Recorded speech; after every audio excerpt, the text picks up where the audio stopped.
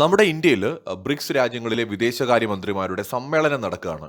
ഇറാന്റെയും റഷ്യയുടെയും ഒക്കെ വിദേശകാര്യമന്ത്രിമാർ ഇന്ത്യയിൽ ചർച്ച നടത്തുകയാണ്. 2026 ബ്രിക്സിന്റെ അധ്യക്ഷ പദവി ഇന്ത്യക്കാണ്. ഈ വർഷത്തെ പ്രധാന മീറ്റിംഗുകളെല്ലാം ഇന്ത്യയിലാണ് നടക്കുന്നത്.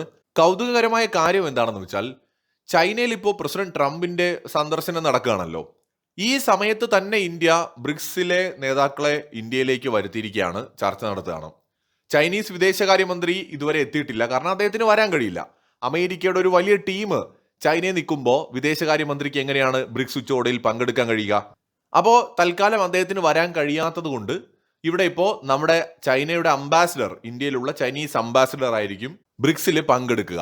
സോ ഇന്ത്യ ഈ തെരഞ്ഞെടുത്ത സമയം തീർത്തും കൗതുകകരമായ ഒരു കാര്യമാണ്. അതായത് ഡൽഹിയിൽ ബ്രിക്സ് യോഗം നടക്കുമ്പോൾ American president Donald Trump China സന്ദർശിക്കുകയാണ്.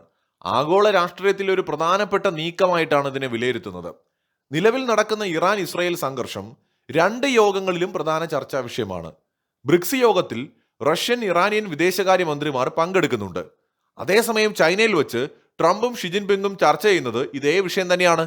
ഇറാന്റെ എണ്ണ ഇറക്കുമതി ചെയ്യുന്ന പ്രധാന രാജ്യമാണ് ചൈന. അതിനാൽ സമാധാന ശ്രമങ്ങളിൽ ചൈനയുടെ പങ്ക് ട്രംപ് ചർച്ച ചെയ്യുന്നുണ്ട്. ഒരു വശത്ത് അമേരിക്കയുമായി വ്യാപാര നയതന്ത്ര ചർച്ചകൾക്ക് ചൈന ശ്രമിക്കുമ്പോൾ തന്നെ മറുവശത്ത് ഇന്ത്യയുടെ നേതൃത്വത്തിൽ ബ്രിക്സ് രാജ്യങ്ങൾ ശക്തിപ്പെടുന്നത് ലോകം ശ്രദ്ധിക്കുന്നുണ്ട്.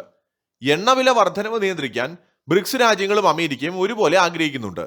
ട്രംപിന്റെ ചൈന സന്ദർശനത്തിൽ വ്യാപാര കരാറുകൾക്ക് മുൻഗണന നൽകുമ്പോൾ ഇന്ത്യയിൽ നടക്കുന്ന യോഗം വികസ്വര രാജ്യങ്ങളുടെ സാമ്പത്തിക സുരക്ഷിതത്വത്തിനാണ് പ്രാധാന്യം നൽകുന്നത്. ചുരുക്കത്തിൽ പ്രധാനപ്പെട്ട രണ്ട് ശക്തികളായിട്ടുള്ള അമേരിക്കയും ചൈനയും തമ്മിലുള്ള ചർച്ചകൾ ഒരു വശത്ത് നടക്കുമ്പോൾ ഇന്ത്യയുടെ നേതൃത്വത്തിൽ മറ്റൊരു വലിയ ശക്തി കേന്ദ്രമായിട്ട് ബ്രിക്സ് മാറുന്നതാണ് ഈ യോഗങ്ങളിലൂടെ വ്യക്തമാവുന്നത്. മറ്റൊരു വീഡിയോയുമായി വീണ്ടും കാണാം.